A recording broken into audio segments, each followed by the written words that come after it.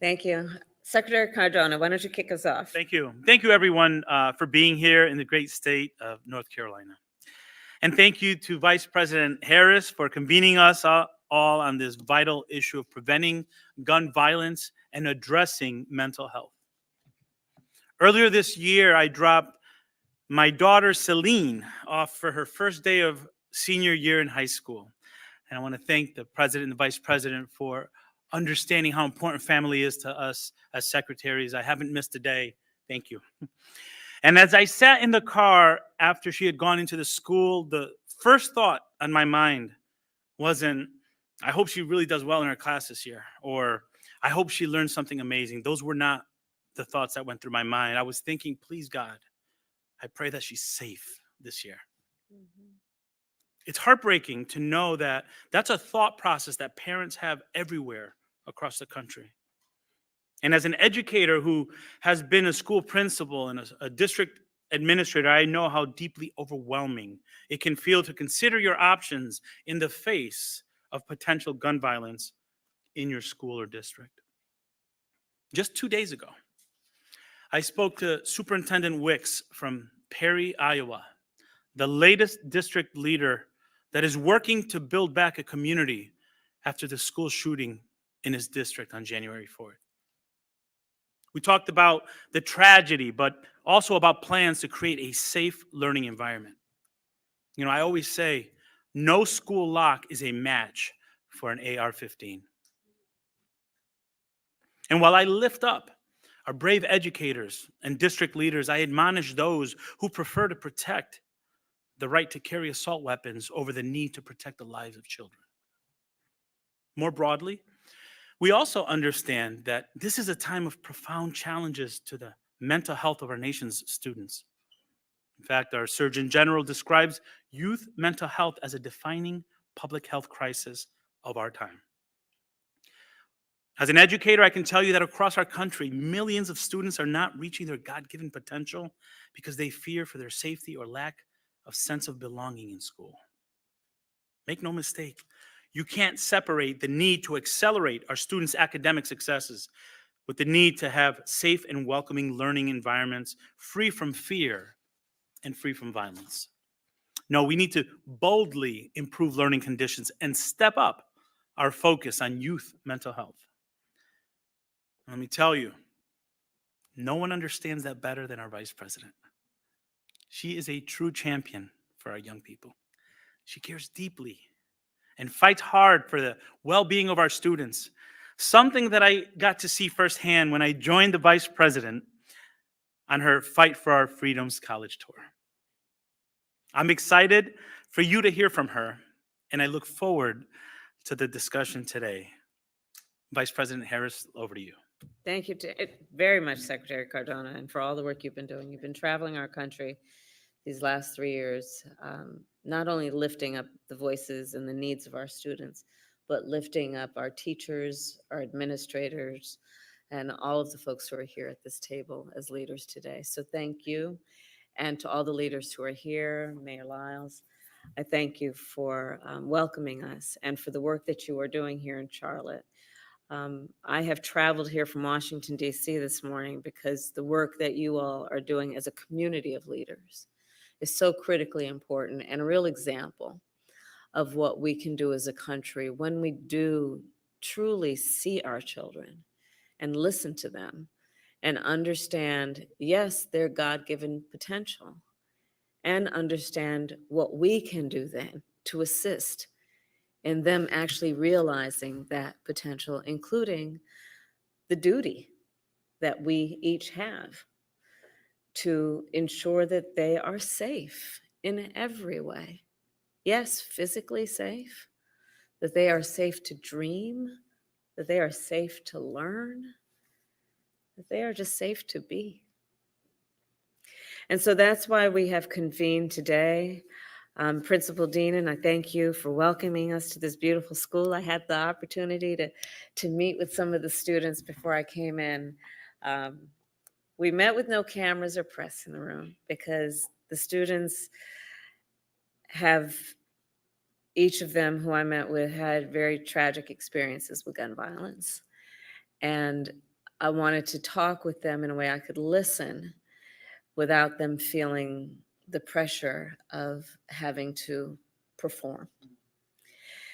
And their words were the words of very wise people who are much older than these young leaders are, who have thoughts and ideas and a perspective about their rights and our responsibilities as the adults in their life.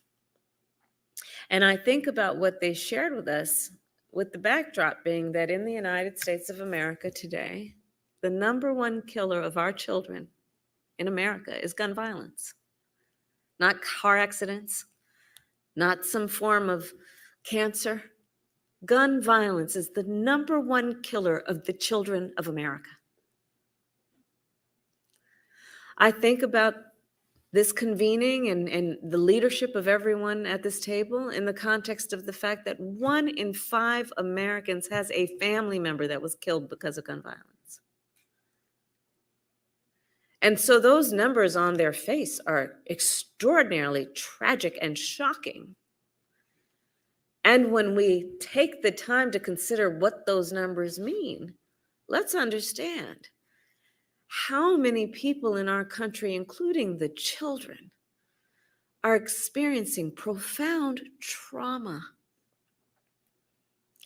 Trauma that manifests itself in so many ways that are both in terms of the emotional impact and then the symptoms that manifest themselves based on behaviors, not to mention how trauma affects individuals physiologically, which is well documented. I've been working on this issue for years, back since I was district attorney in San Francisco. And how that impacts then the ability of our children to reach their God-given potential in terms of having the ability to learn and open up their minds and the big brains they have to all that their beautiful teachers are trying to share with them. It's a serious issue that we are discussing right now, and we can do something about it.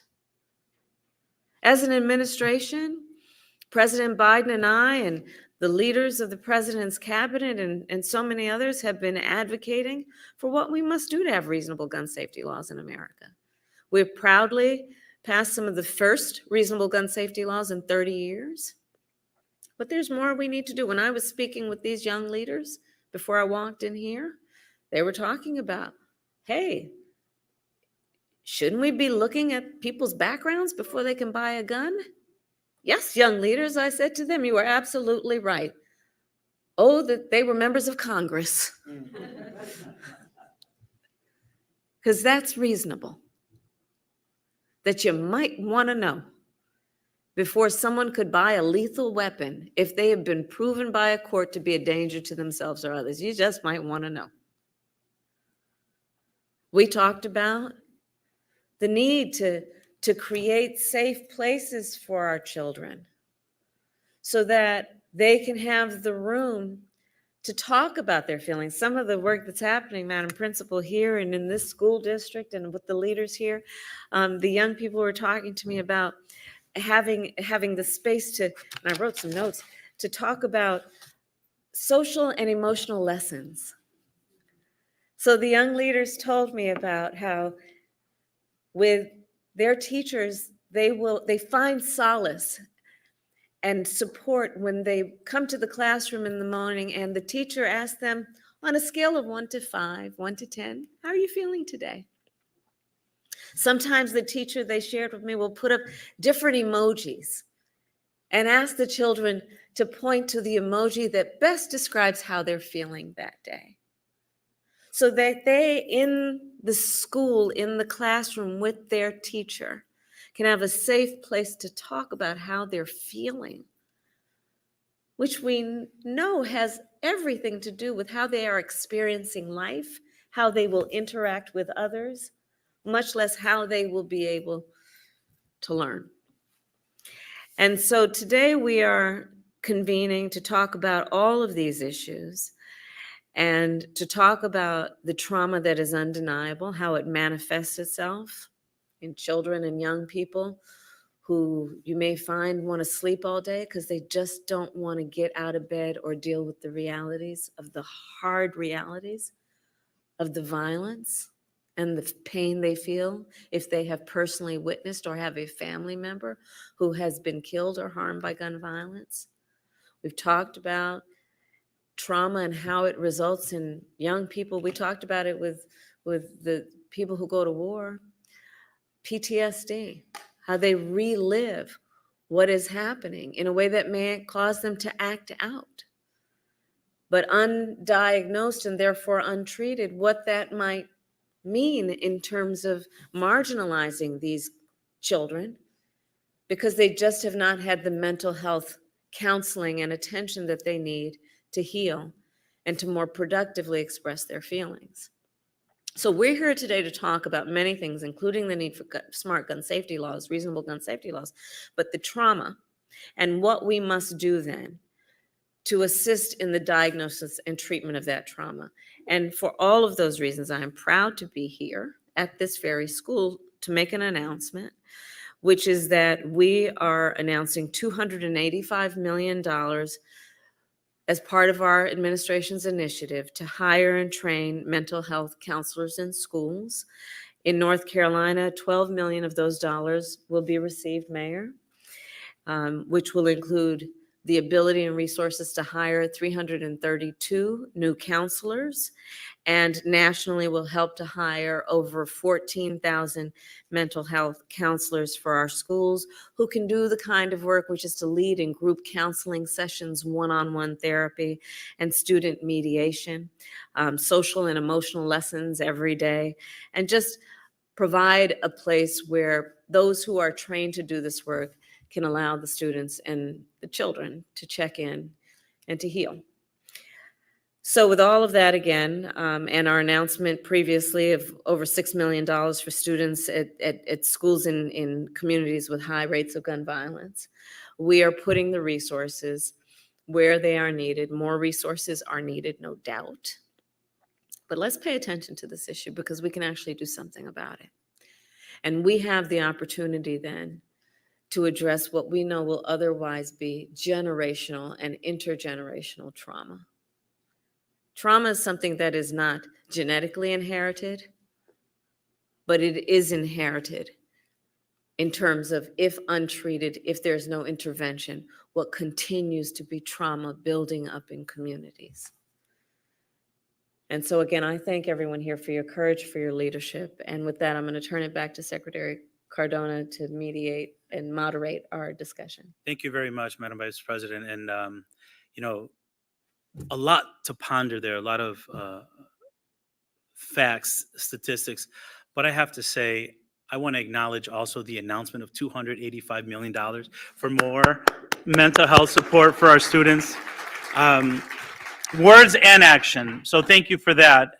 And at this point, I'd like to ask Mayor Vi Lyles for some remarks. Mayor? Thank you very much. No, they're still here. I Thank you. believe we have, the media is going to stay for a series of remarks, and then I'll dismiss them. Thank you. Mayor? Thank you very much, Secretary Cardona, and thank you, Vice President Harris, for making gun violence a priority for you and for the Biden administration, what you're doing. And I want to especially thank you for emphasizing the work that our state is doing to combat gun violence and invest in mental health resources. $285 million, if some part of that comes to our community, we will be very grateful and we will put it to good use. Your support, along with all of the people in this room who represent this great city, this great state, they are going to make the difference. And it's critical that we have the participation that we have around the table, because it's going to take all of us. Every level of government is going to be needed to address this pandemic that we have right now of gun violence and making our community members, residents feel safe. We're currently facing a very hard truth that our youth are increasingly caught in the cycle of crime, and we must do more to ensure our youth have the opportunity, as well as hope, that that's not always going to be who they are or how they are identified. As a mom who raised two teenagers, I know that being a teenager comes with its own set of challenges, and facing violence as a teen in this time and place is a whole new layer of complexity. Let me tell you a brief story about a 17-year-old young man who was tragically shot and suffered a serious spinal cord injury that changed his life. While he was on the path to recovery, he met with our healthcare system's violence intervention team because he wanted to heal and break the cycle of violence that he had. The team in the hospital listened to him, they earned his trust, and he began to share his fear of leaving the hospital and going back to the streets. Together, with a circle of people who cared deeply about him, they built a safe place outside of his home, igniting a sense of hope that he would be able to have a brighter future. That's what the people in this room that I'm so proud of in this community, that's what you do every day to support programs like this, and I am proud and grateful to you.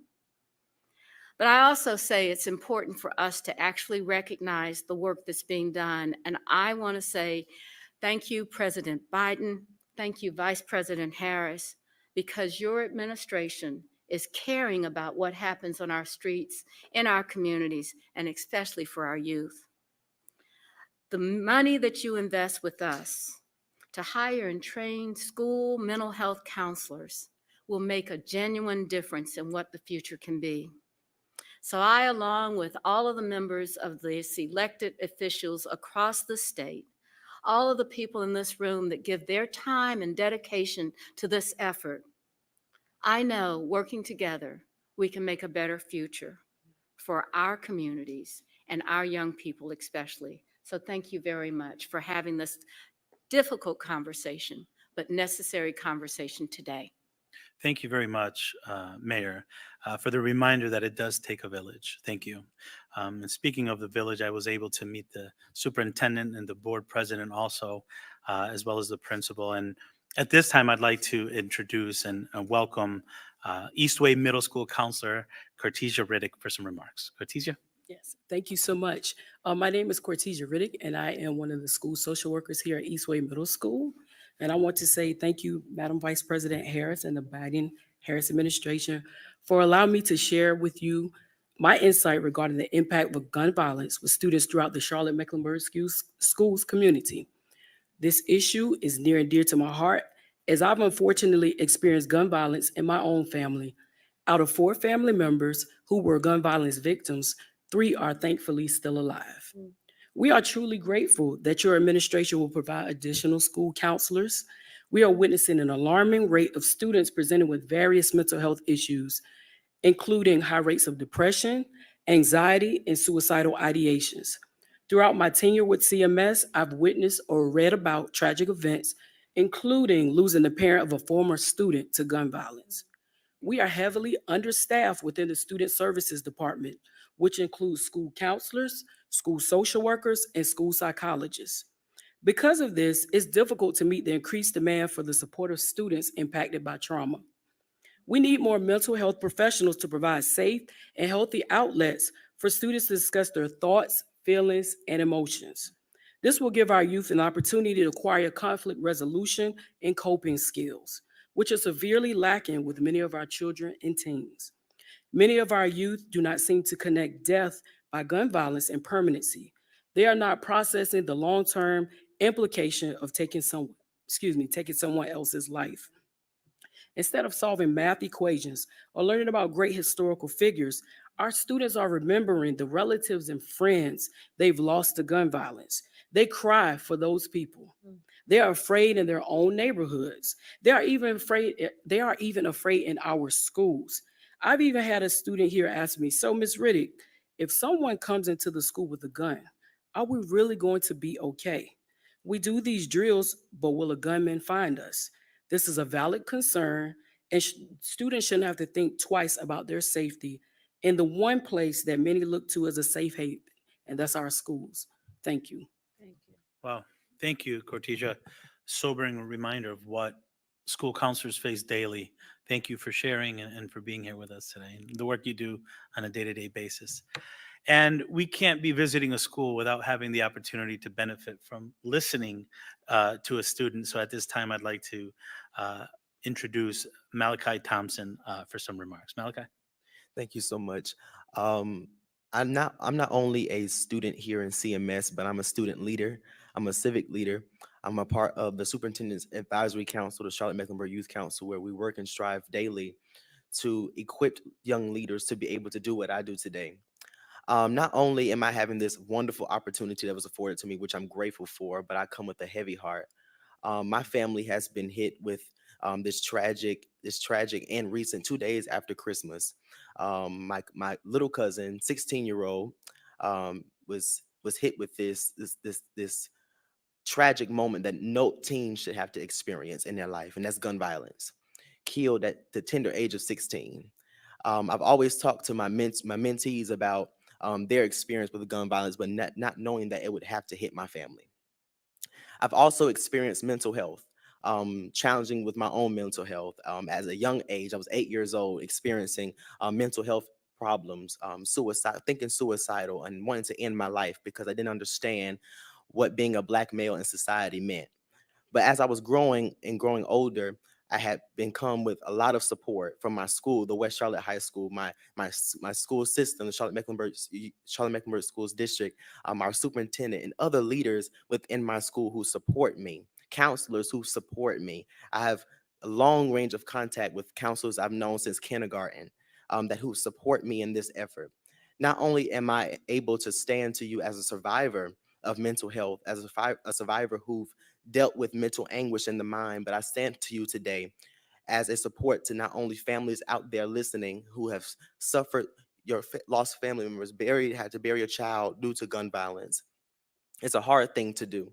It's a hard thing to do as a young person to have to see your auntie, your uncle, your little baby cousin who had to experience this traumatic moment in her house, hearing gunshots in her home, in her community, not feeling safe going back to her home.